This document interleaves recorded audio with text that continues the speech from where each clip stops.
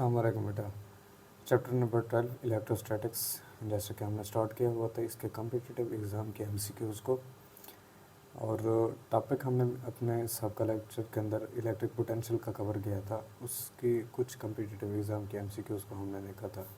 Next one आज इस अपने लेक्चर के अंदर हम डिस्कस करेंगे।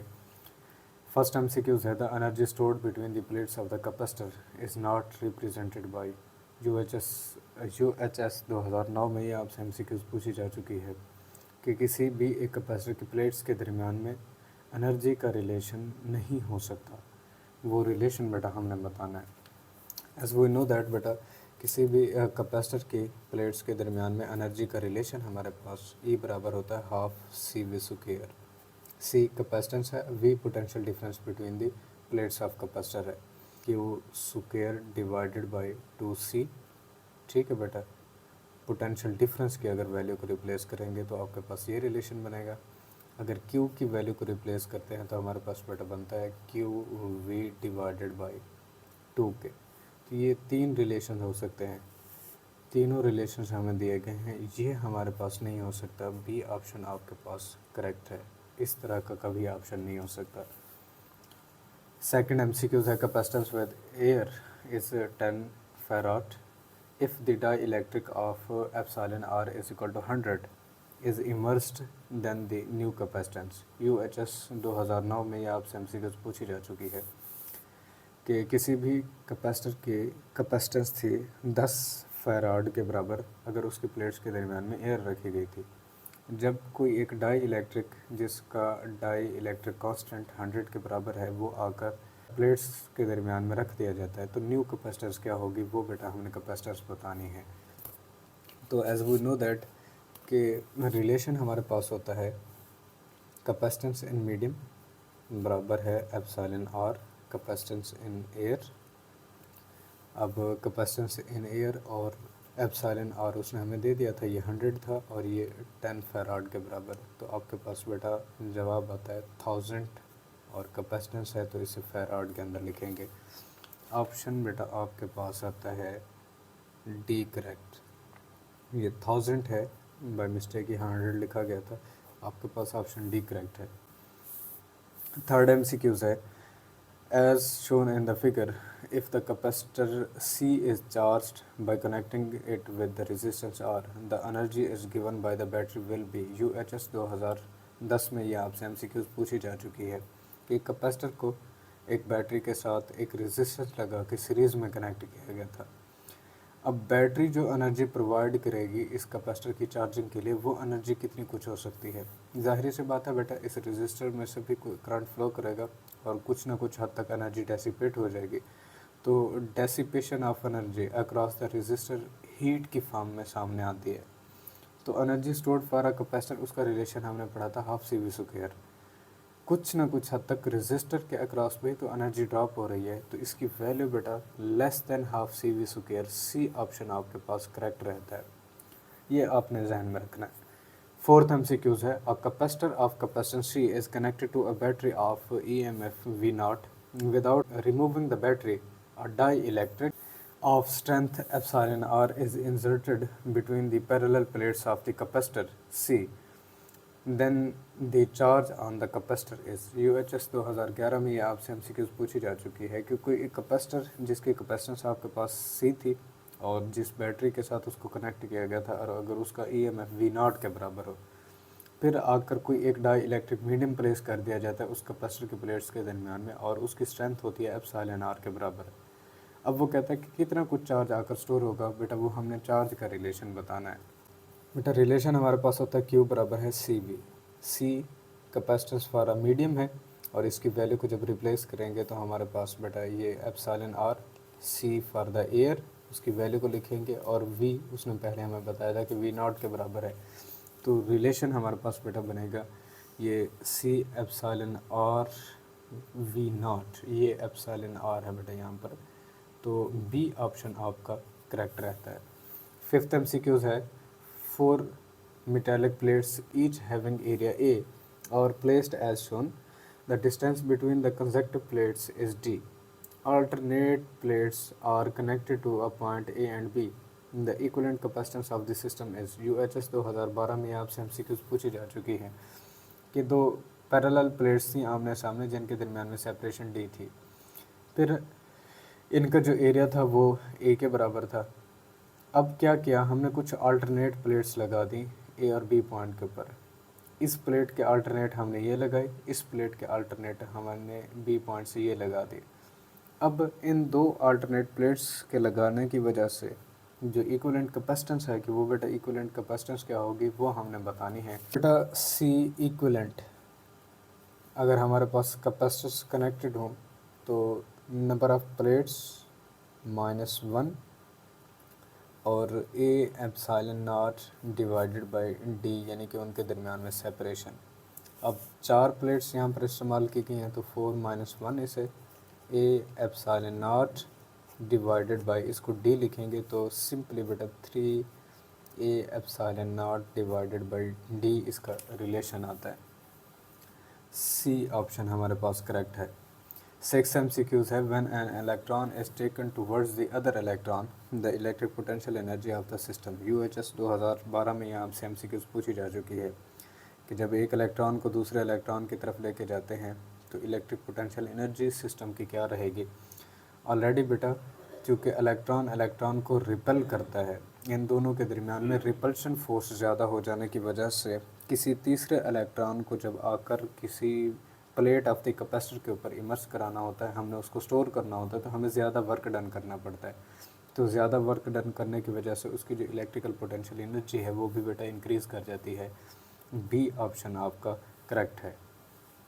7th MCQs है, a capacitor with the air as the dielectric is charge to a potential of 100 volt if the space between the plates is now filled with the dielectric constant 10 the potential difference between the plates। UHS 2013 में आपसे MCQs पूछी जा चुकी है कि कोई हमारे पास एक कैपेसिटर था जिसकी प्लेट्स के दरमियान में पहले एक एयर मौजूद थी, उसकी कैपेसिटेंस की भी वैल्यू दी, फिर अगर उसकी प्लेट्स के दरमियान में कोई डाइलेक्ट्रिक मीडियम रख दिया जाए जिसका यहाँ पर डाइलेक्ट्रिक कांस्टेंट 10 के बराबर हो तो पोटेंशियल डिफरेंस क्या होगा बेटा, वो पोटेंशियल डिफरेंस हमने बताना है।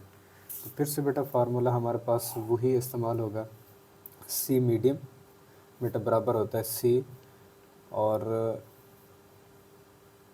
Air epsilon R। अब इन दोनों के लिए वैल्यूज़ को रिप्लेस कर लेते हैं। C मीडियम कैपेसिटेंस की डेफिनेशन के मुताबिक चार्ज कितना स्टोर हुआ है और potential difference in the medium कितना कुछ था। एप्सिलॉन R बेटा वैसे रहने दें। C air capacitance of a parallel plate capacitor when air is placed between the plates of the capacitor, ये हमारे पास बेटा Q divided by V potential, और जब एयर ये मौजूद थी Q से Q को कैंसल आउट कर दें तो हमारे पास रिलेशन यहाँ से क्रॉस मल्टीप्लिकेशन कर लें, V मीडियम बराबर होगा हमारे पास इसके साथ एप्सिलॉन R, जहाँ मल्टीप्लाई हो जाएगा, V एयर हमारे पास यहाँ मौजूद रहेगा बेटा। हमने चूँकि बेटा V मीडियम कैलकुलेट करना है तो V मीडियम बराबर होगा V air divided by epsilon R। V air भी उसने हमें बेटा दे दिया था 100 और एप्सिलॉन R की भी वैल्यू उसने हमें 10 दी थी, तो ये बेटा आपके पास बनेगा 10 वोल्ट के।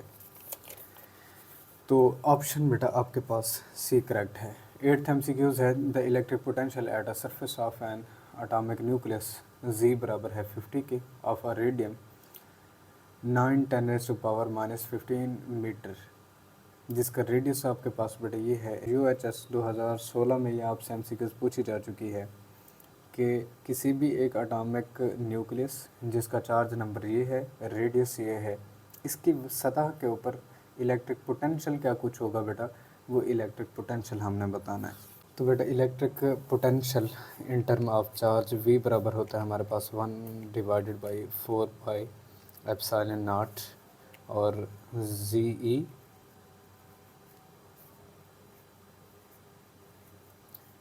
डिवाइडेड बाई R, इसको लिख देंगे 1/4 pi epsilon not 3.14 epsilon not बेटा हमारे पास होता है 8.85 10⁻⁻12 और z उसने हमें बताया हुआ था यहाँ पर उसका कि ये 50 के बराबर है और charge on the electron 1.6 10⁻⁻19 divided by r की भी वैल्यू इसने हमें प्रोवाइड की थी 9 10⁻⁻15।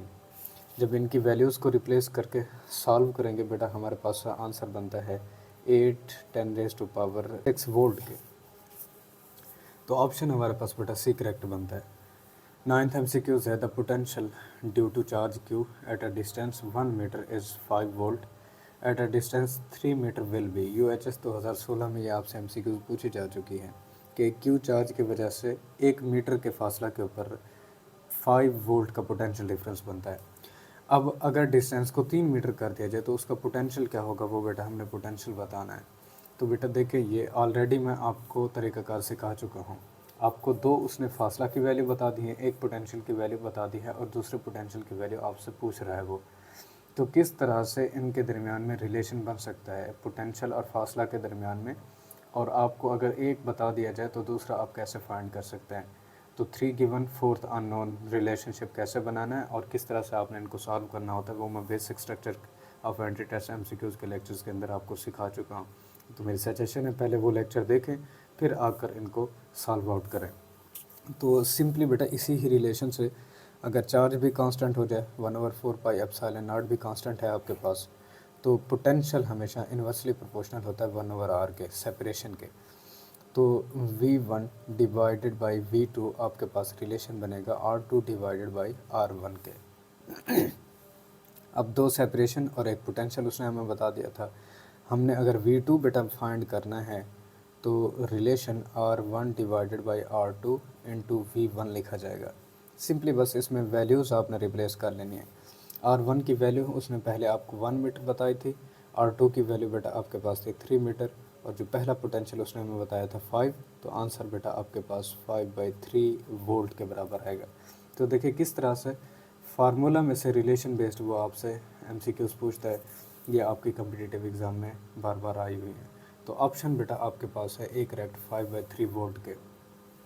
10th MCQ A and B are 2 points in an electric field. If the work done in carrying a 4 coulomb of charge from A to B is 16 joule, the potential difference between A and B is UHS 2017 में ये आपसे MCQs पूछी जा चुकी है कि किसी एक इलेक्ट्रिक फील्ड के अंदर 2 पॉइंट्स हैं A और B और किसी एक पॉइंट चार्ज जिसके ऊपर 4 कूलम चार्ज की मैग्नीट्यूड है उसे A से B में लेके जाने में हमें जो वर्क डन करना पड़ता है वो 16 जॉल का है।